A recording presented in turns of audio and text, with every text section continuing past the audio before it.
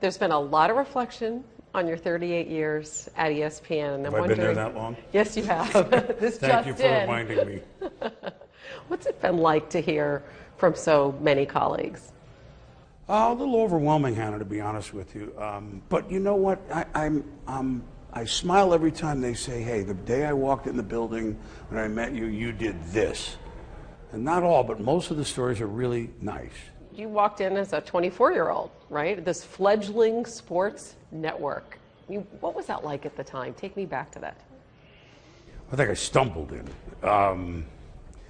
Well, it's hard for most of our viewers to understand, Hannah, because let's go bigger than ESPN. Cable TV, what was it? 1979. What is it? If you live in the mountains, you have it. If you live in a city, why would you need it? You get 5 stations. And then here's ESPN. So it's in Bristol, Connecticut. It's going to be sports 24 hours a day.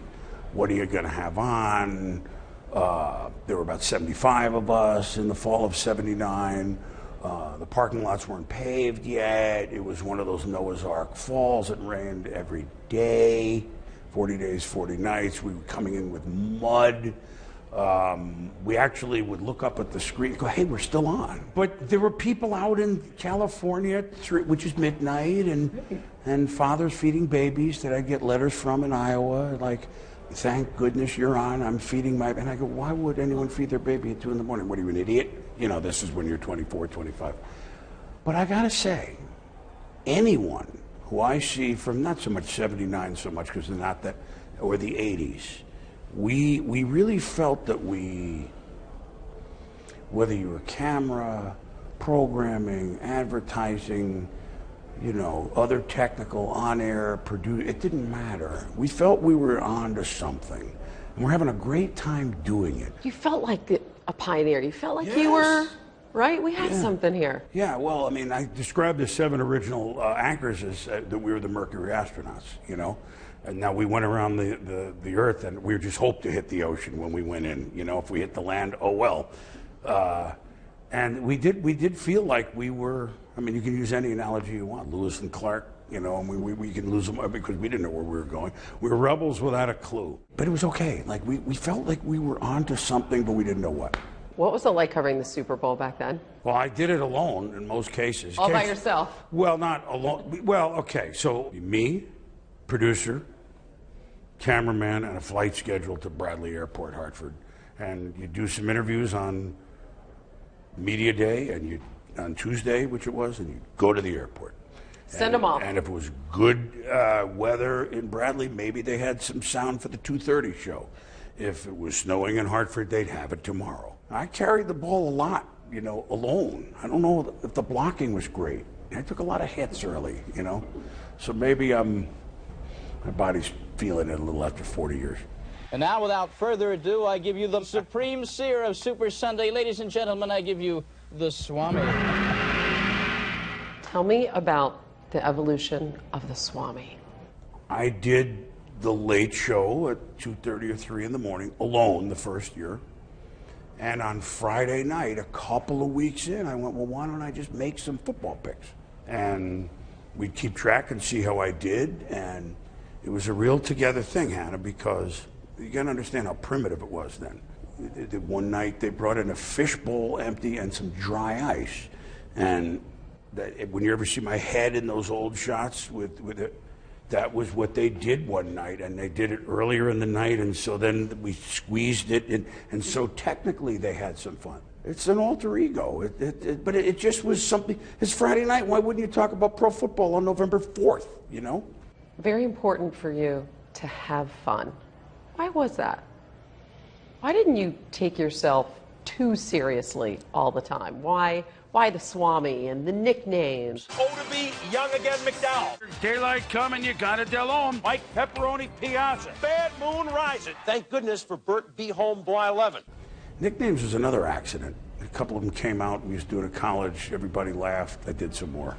I mean, no big deal. It was fun. Back was just, I was Red Barber once upon a time. I was just going to try this tonight. And I heard it on the radio.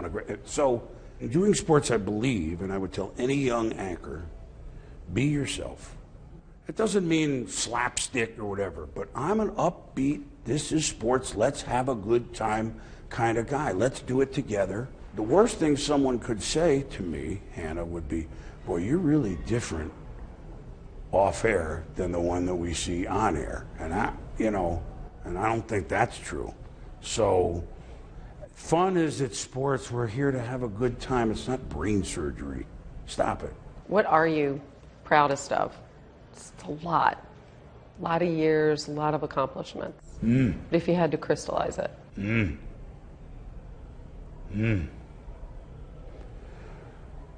It's a good question. I hope I'm the same guy in my 60s on the air, more weight, less hair, blah, blah, blah. A little more wisdom, a little less speed. Same guy in the 60s in energy and in my relationship with the viewers as I was in my 20s.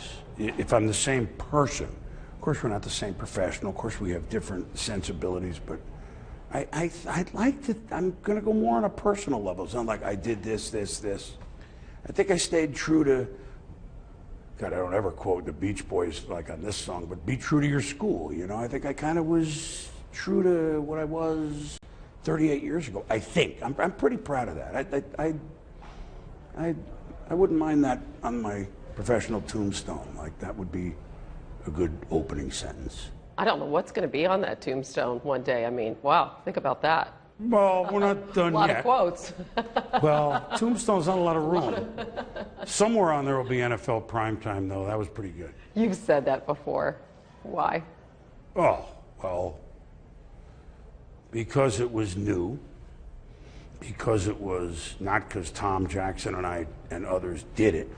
It was appointment viewing for the football community. And by the football community, I mean, yeah, the people in the game, actually. As I've gone on in life, I've found the greatest of the greats in pro football telling me they always watch that show. But at the football community, I mean by the football fans, who's like, come on, gather around.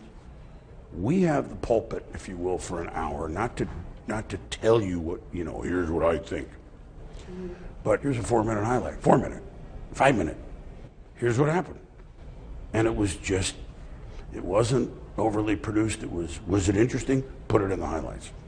It was a great invention. Steve Bornstein, Pete Rozelle, pretty smart guy. We're going to do this show for an hour. We're going to show people all the games in this way. You can feel the city.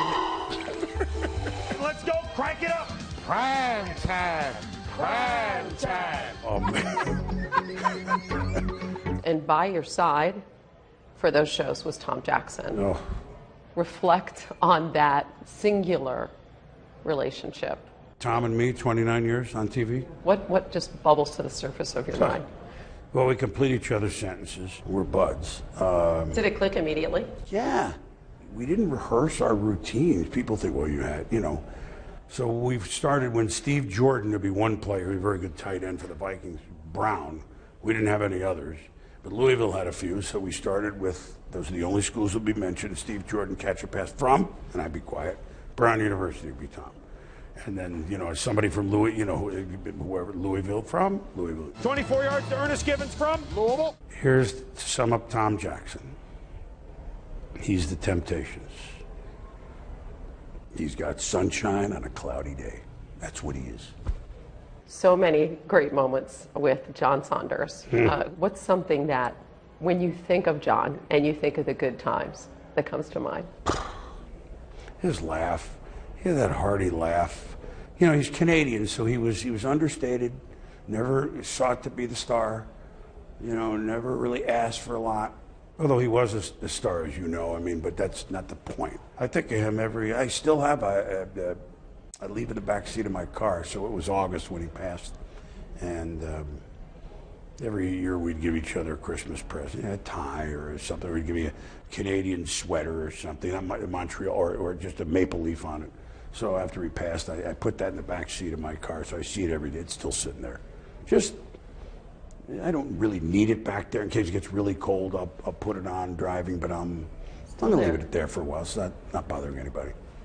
As you are going through this week, and you will go through Sunday, are you able to sort of step back at this point and appreciate and take in all that this means to you and has meant to you? Hannah, to be honest with you, I've kind of known this was coming all fall. So I've thought about it as I've gone through the season. I wonder whether subliminally it's the reason that I had the best season I ever had with the Swami.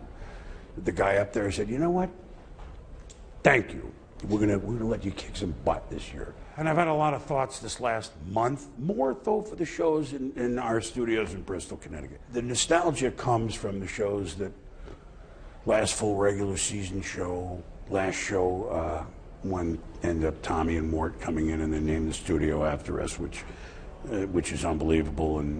But I'd already planned that day to get in early, walk around some of the old buildings on my own, which I did. Old building 1 and 2 walked around, but I didn't go. I saved going in the studios for 12:30 in the morning when no one was there. So I went back to building 1 and I went to the 2 studios. Now they're not the same. We only had 2 studios. One is now the baseball tonight, but I could see the ducks and the trap door over there and all the things that I remember.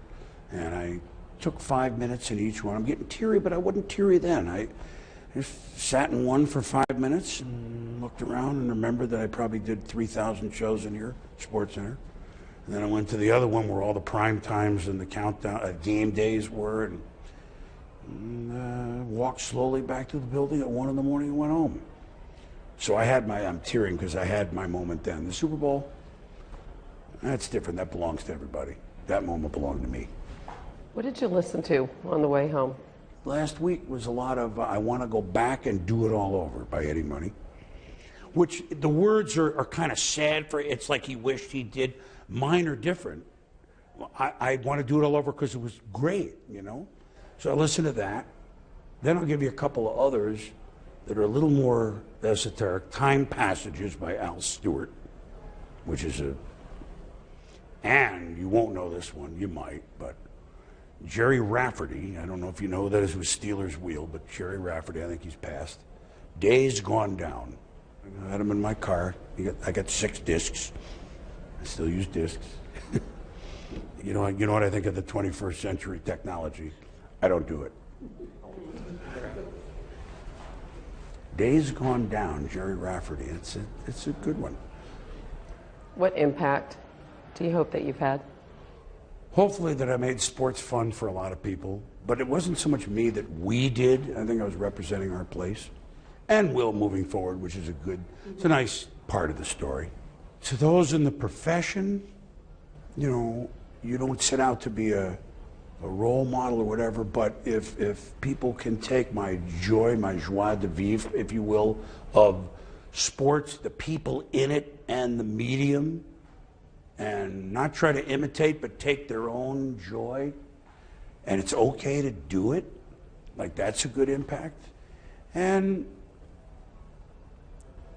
at these times, if in some way we brought people together, like, hey, I had a good time watching it with my father, with my fiance, we'd spend the hour of prime time, or just sport, like, I have fond memories. Well, then we've done it well. We didn't set out to be a mold changer. We just set out to do it right. So even if we didn't know what right was back in 1979 or 1982 or even 1995, maybe we figured it out along the way. It's too late to go back now.